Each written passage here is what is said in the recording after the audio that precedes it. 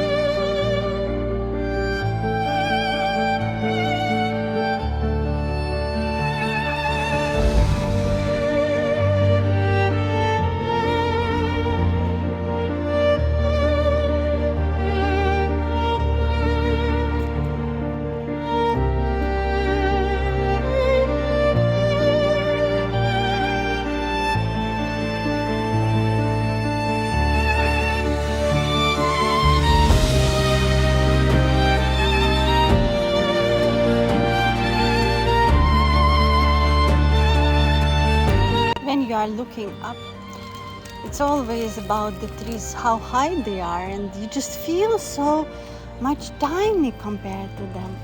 I have been mentioned already in my films that I feel very tiny when I am just watching these beautiful but very, very tall trees. Look, I have a hat.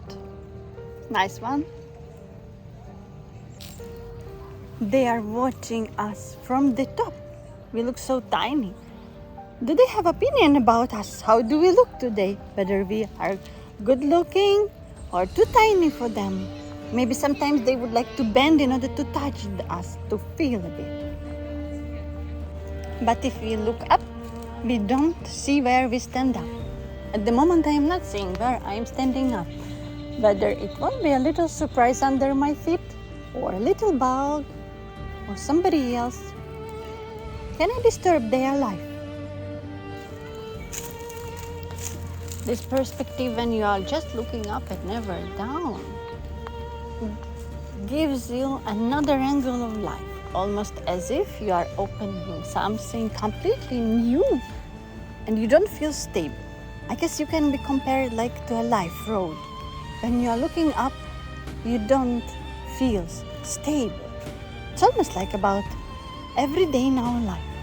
We feel instability and somehow lost.